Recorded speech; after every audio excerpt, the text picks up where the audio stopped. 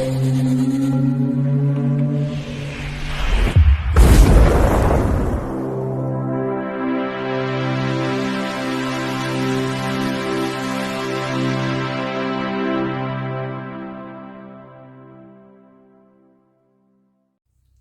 Bayek, it's me Ian, and in today's video I'm looking at this. This is old from 2021. Yes, oh, what a film. I absolutely love it. Which might be a controversial take. A lot of people I don't think do like this a lot. I've heard a lot of criticism, but anyhow, we'll go into that. And also, I'd just like to give a big shout out and thanks to Phil. Phil, once again, he's such a lovely man. He really is. And he's a great supporter of my channel, and he sent me this, and thank you so much. It means a lot. It's really great. Anyhow, let me get into it. It's 109 minutes long. On Rotten Tomatoes, it's given 50%, which, yeah, I suppose could well be like that. With critics, a lot of critics are very unkind to this film, from what I've read. But anyhow, it's critics. But you know, it gives you an idea of how people often view these films. Now, its screenplay is by, of course, M. Night Shyamalan. Shall I get that wrong? It's based on a graphic novel called Sandcastles, which was by Pierre Oscar Levy, who's a documentary filmmaker, and also a Swiss graphic artist, novelist, Frederick Peters. Now, it's produced by M. Night Shyamalan and Mark Beanstalk and Ashwin Rajan. And of course, as I say, it's directed by M. Night Shyamalan.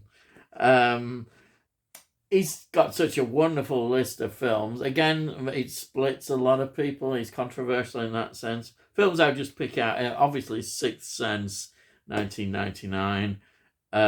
There's Unbreakable, 2000. Signs, 2002. The Village, I really like The Village, which needs a proper Blu-ray release. That was in 2004. And a film that I've just recently seen, and which I definitely want to get in physical form, is Knock at the Cabin. And I'm probably going to get that very soon, 2023. Absolutely another great, underrated film, I think. Now, the budget was $18 million, which is not a great deal when you look at it. And it made, now again, here we are, $90.2 million. So again, the critics, well, you know, people ignored. I know people might say there wasn't a COVID effect and people returning to the cinema and wanted to see films. There's all sorts of things. Because this was the first film to actually be filmed in COVID. They had a lot of restrictions on set. And they filmed it for 3 months in the Dominican Republic. They had quite strict COVID, things that they had to go through. But in fact, nobody was tested positive in the whole set, which was really good. And then, of course, it was released in 2021. So that's just a bit of background to the film. We've got in the cast Gael Garcia Bernal, who plays Guy. He's very good. He's a Mexican actor. A lot of TV stuff again, but I picked out, he's in a couple of films, Vamps, 2012, and that is a sort of a horror film. It was in The Mother, 2023, which stars Jennifer Lopez. You may have seen that. And also, it was in this Marvel TV show special, Werewolf by Night, 2022. Just thought I'd put that in. Then we've got Vicky Krieps, playing Priska. She's got a German actress. Her sort of films, a lot of German films, again TV. A Most Wanted Man, 2014, which is an espionage thriller. And The Girl in the Spider's Web, I love that title. That's 2018. They're two films. Then we've got Rufus Sewell. Yes, Rufus Sewell, English-born actor, playing Charles, who plays this rather demented, schizophrenic doctor, surgeon. He's I was looking at his films. He's got quite a big, extensive filmography as well as TV. But I picked out the Abraham Lincoln Vampire Hunter 2012. Absolutely love that film. It's just really good fun. That is. Also, The Devil's Hand 2014, which is another supernatural horror film. I picked that. Then we've got Abby Lee. She plays Crystal. I think she is known really in the Neon Demon 2016, which is quite a very interesting film. And she was also in Mad Max Fury Road, which is 2011. That's the third one, isn't it? I think of the no, it's the remake, isn't it, of Mad Max, which they did. Yeah. Yeah, I vaguely remember that. I'm not always a big fan of Mad Max series, but there we are. Then we've got Nikki Amuka Bird playing Patricia, and I thought, oh, I recognise her, and I can see why now. She was in Knock at the Cabin. Yes, that's why. Yes, I recognise her, and she's very good in that, and she's very good here. I thought, oh, I recognise her. Then we've got Ken Lung playing Jarin. Jarin. He's got a very interesting film career as well as TV. He was in A1, Artificial Intelligence, 2001. He was also in X-Men, The Last Stand, 2006. And he was in this film, very recent, it came out this year, 2023, which I have very recently saw, called Missing. He was in that. I thought, again, I recognised him. But then, of course, I realised I recognised him from Lost. He was in Lost. Yes, I was quite a fan of Lost. And, yeah, it's him. He's there. Yeah, from Lost. That's great. And I just also like to mention that M. Night Shyamalan, I keep saying it, don't I? He appears in the film. He's like an employee, but sort of you can see he's we know straight away all is not right with him. And he plays also the driver of the coach, which delivers them to the the private beach area. But he's up to no good. Hey, mate, there's that whole atmosphere. You know it, don't you, when you see it? You always do. Anyhow, I just talk about the plot. Not too much, because I don't want to give anything away. But it's really a group of people come together. They arrive at this tropical holiday resort, and they're welcomed. But you always sense there's always that slight unease. You can just see it, that things maybe are not what they seem, and that is so true. But they get this special invite to a private beach. Yes, a private beach. So, of course, naturally, I think, oh, yeah, that sounds good. It'll be really good, nice, away from everybody.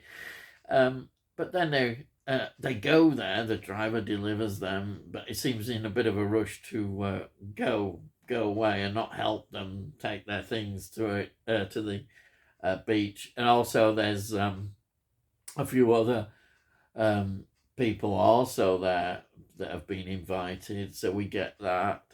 And as you getting through to the beach, you already get an indication that something may not quite be quite right. they go through this narrow area. It's in like a dark sort of tunnel area, and then you go out, and there it is, the beach, and it first looks, like a beautiful beach and that. Oh, I mean, but what I love about the way he does it in the direction is suddenly from being a rather friendly, nice, beautiful place, it suddenly becomes something very different, very threatening. And also the thing that you notice, which he talks about in the extras, is that they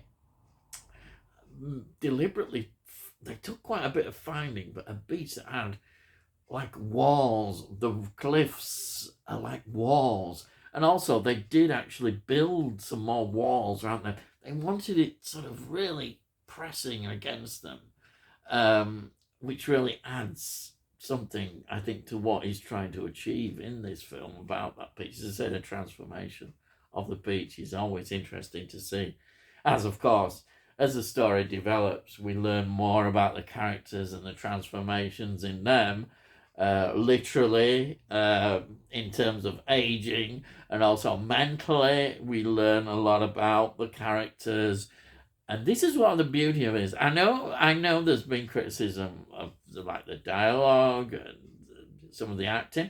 I thought the acting was fine, and the way there were, some of these people actually paid attention and watched some of the extras with the interviews with the actors, they would see what was trying to be achieved in this film, and it works well. And I really appreciated that. And also, what exactly he's trying to achieve, which I say, it's great, it's wonderful. Um, and as I say, the film develops that the ending has been criticised a lot as well. I noticed. Um, I suppose because I've heard a lot of people talk about this film, I did know sort of what was behind all this. But I thought the ending worked really well, and it was a positive ending in many ways. People perhaps don't see it in that way, and I thought it was really good. And that final scene on the beach, with the family, the two parents who were really going to die, they know they're going to make through the night, and the children by their side. It's so moving. I was really moved by that scene. It touched me in a lot of ways about life and death and aging, and it just. I mean, if a film can do that to you and you can relate to it, that says a lot about a film. It really does, and it really touched me in that way, and I thought it was beautiful. Really, it was. I mean, the film is about so many things. It is about, how time is, and how it's moving towards aging all the time in many ways. Where you see your children grow up, and that's all. It all really happens so quickly, relatively, and it's a wonderful look at the way life is, and people say, hey, you're reading too much into it. But yeah, you can just see it in that. But there's a lot of really nice, I think, good themes in here about life and death and about aging. Because when you're getting older, like me, you do think about these things a bit, and seeing it, you see from your own personal experience about meeting death and seeing it around. It's very interesting. Just another word. His two daughters are involved in this film. One of his daughters is second unit director. She's developing some of his talents. And the other one was a beautiful song called Remain, which he sang and written by his daughter. And it's beautiful. That really adds another bit. And he's obviously got a very talented family. Very talented. It's great. The music score is by Trevor Garikas, and that's beautiful as well. That all adds into the tension and the whole film. This film I loved. As you can see, I could talk about it, about so many things, so much going on. But I think if you get the feel of the film, then you'll love it.